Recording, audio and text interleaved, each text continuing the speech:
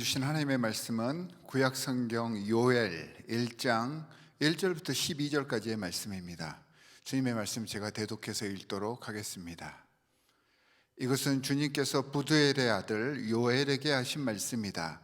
나이 많은 사람들아 들어라.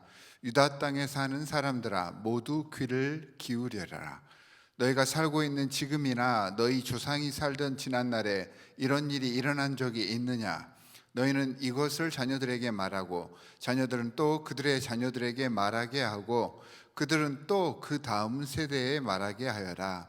풀무치가 남긴 것은 메뚜기가 갉아먹고 메뚜기가 남긴 것은 누리가 썰어먹고 누리가 남긴 것은 황충이 말끔히 먹어버렸다. 술을 즐기는 자들아 깨어나서 울어라. 포도주를 좋아하는 자들아 모두 다 통곡하여라. 포도 농사가 망하였으니 새 술을 만들 포도가 없다. 셀 수 없이 많고 강한 메뚜기 군대가 너희의 땅을 공격하였다. 그들의 이빨은 사자의 이빨과 같고 날카롭기가 암사자의 송곳니와 같다. 그들이 우리의 포도나무를 망쳐 놓았고 우리의 무화과 나무도 구루터기만 남겨 놓았다. 나무 껍질을 다 벗겨서 그 줄기가 모두 하얗게 말랐다. 백성아 울어라. 약혼자를 잃고 슬퍼하는 처녀처럼 굵은 베옷을 걸치고 울어라. 성전에 날마다 바치는 곡식 제물도 동나고 부어드리는 제물도 떨어지니 주님을 모시는 제사장들이 탄식한다. 밭이 황폐하구나. 곡식이 다 죽고 포도송이가 말라 쪼그라들고 올리브 열매가 말라 비틀어지니 땅이 통곡하는구나. 농부들아 슬퍼하여라. 포도원 일꾼들아 통곡하여라. 밀과 보리가 다 죽고 밭 곡식이 모두 죽었다. 포도나무가 마르고 무화과 나무도 시들었다. 석류나무, 종려나무, 사과나무 할 것 없이 밭에 있는 나무가 모두 말라 죽었다. 백성의 기쁨이 모두 사라졌다. 주님의 말씀입니다.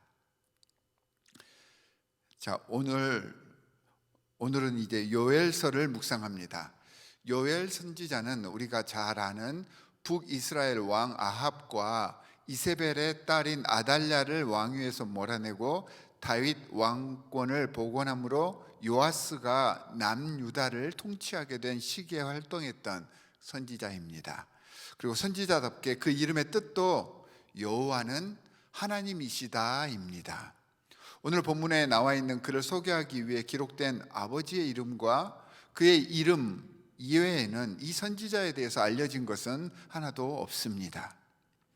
비록 많이 알려진 것이 없는 선지자이지만 이 짧은 예언서 속에서 그는 하나님의 살아계심을 증거하고 여호와의 날이 임할 것을 선포하면서 모든 백성들에게 회개할 것을 촉구하였습니다.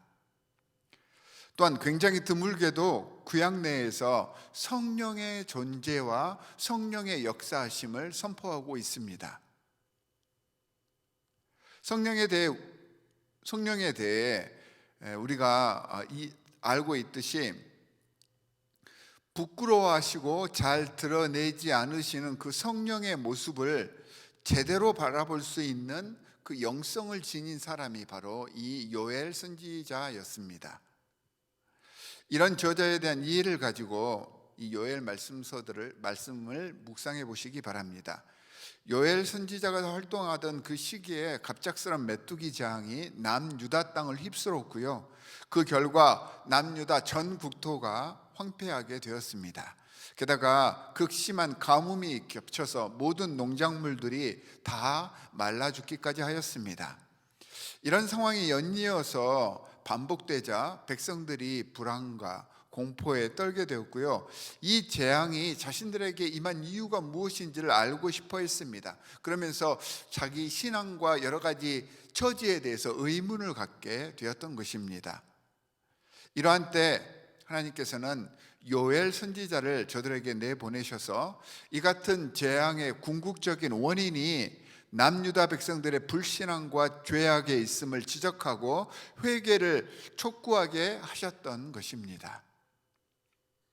이런 백성들에게 메뚜기 재앙과 가뭄 재앙을 통해서 심판의 날을 경고하십니다. 1절부터 9절까지는요 메뚜기 재앙의 참상을 그대로 가감없이 묘사해 주고 있습니다. 아무것도 남기지 않고 모두 다 갉아 먹었다고 했습니다. 6절, 사자의 이빨처럼 모든 것을 집어삼켰고, 8절, 그래서 슬피 우는 애곡함만이 온 지면에 남아있다고 했습니다. 10절부터 12절에서는 그 남아있는 것마저도 가뭄으로 모든 것들이 비틀어져 버렸다고 했습니다. 그 어떤 농부들도 수확을 거둘 수 없고 모든 소출들이 다 말라 모든 사람의 즐거움까지 함께 다 말라버렸다, 이렇게 묘사를 하고 있죠. 이 재앙들은 하나님께서 백성들에게 그들의 죄로 인해서 보내신 보복적인 재앙이 아니었습니다. 이 메뚜기 재앙과 가뭄의 재앙은요, 이스라엘 백성들이 저지른 그 죄의 상징과도 같습니다.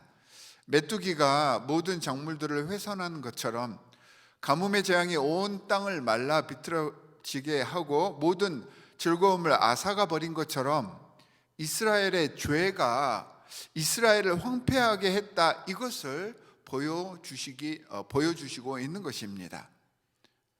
죄의 엄청난 파괴력이 어떠한지를 보여주시는 재앙이라는 말입니다. 하나님이 우선되지 않는 삶, 우상 숭배하고 세상을 따라가는 삶 자체가 바로 메뚜기와 가뭄의 삶이라는 것입니다. 이러한 삶이 우리도 모르는 새에 우리 삶 전체를 피폐하게 합니다. 우리의 모든 즐거움을 다 앗아가 버리는 것입니다. 여기서 우리가 주목해야 할 사실이 하나 있습니다.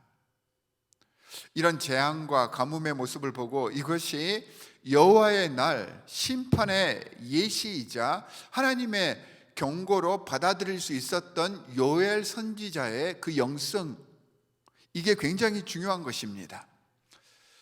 요엘 선지자는 하나님과 계속해서 영통했던 사람이고요, 하나님의 의도를 깨우치려고 노력했던 사람입니다.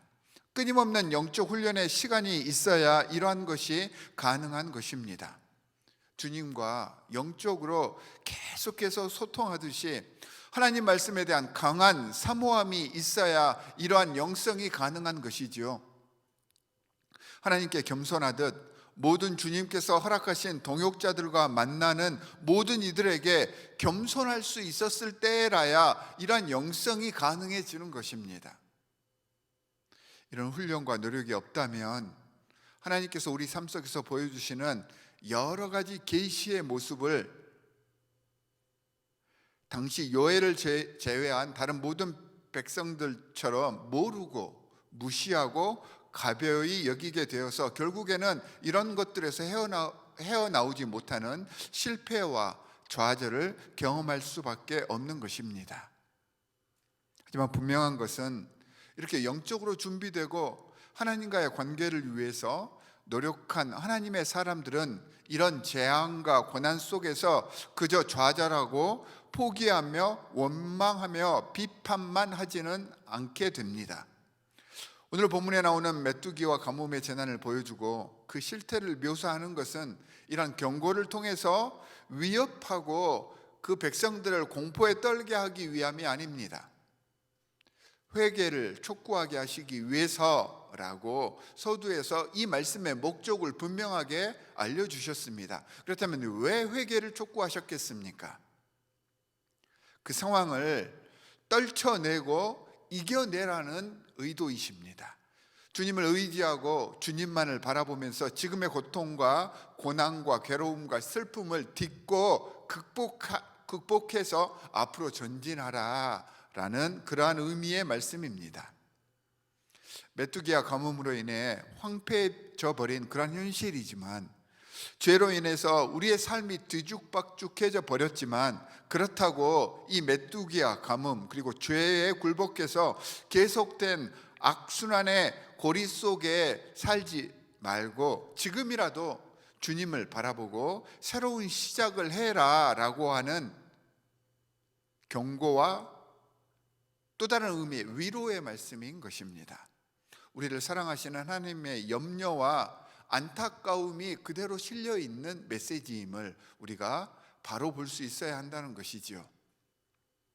이 경고의 메시지들 속에서 반짝반짝 빛나고 있는 그 하나님의 간절한 사랑의 마음을 읽으실 수 있기를 바랍니다. 이 하나님을 바라볼 수 있을 때 우리는 어떠한 상황 속에서도 감사할 수 있게 되는 것입니다. 바쁘고 힘든 세상 속에서 여러 많은 고통들을 경험할 수밖에 없지만, 하지만 그 속에서도 분명하게 역사하시는 하나님의 우리를 향하시는 그 은혜를 발견해내시는 여러분들이 되시기를 바랍니다. 하나님의 은혜가 오늘 하루도 여러분들의 모든 상황을 승리로 이끌게 해주실 것이고요, 모든 어렵고 힘든 상황 속에서도 감사할 수 있는 영성으로 충만하고 차고 넘치게 해주실 것입니다. 오늘 하루도 승리하시는 여러분들이 되시기를 바랍니다. 두 가지 기도 제목을 함께 나누도록 하겠습니다. 첫 번째는 여러 종류의 재앙들 속에서도, 힘든 상황 속에서도 우리를 사랑하시는 하나님의 그 사랑을 깨닫게 해 주십시오라고 기도하시기 바랍니다. 우리 교회에 여러 가지 많은 사역들을 허락해 주셨는데, 이 팀 사역을 통하여서 서로 협력할 수 있는 하나님의 공동체 될 수 있도록 여러분들께서 기도해 주시기 바랍니다. 우리 함께 이 두 가지 제목을 가지고 기도하겠습니다. 사랑의 하나님, 우리 삶 속에서 만나는 고난과 여러 종류의 재앙들 속에서도 하나님께서는 우리를 사랑하셔서 은혜의 해법을 우리에게 함께 허락해 주셨음을 우리는 믿습니다.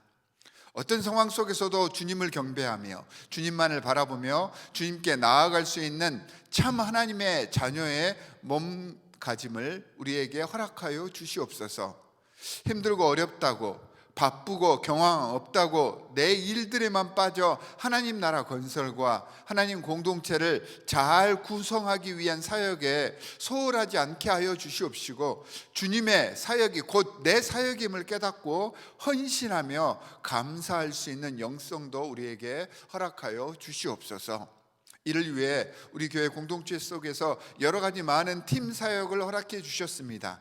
함께 이해하며 각자의 위치에서 최선을 다해 하나님 사역하게 하시고, 이를 통해 내 삶이 충만하며 세상 속에서도 매 순간 승리할 수 있는 그러한 삶을 살게 주님께서 성령으로 우리를 인도하여 주시옵소서. 우리를 권하신 주 예수 그리스도의 이름으로 기도하옵나이다. 아멘.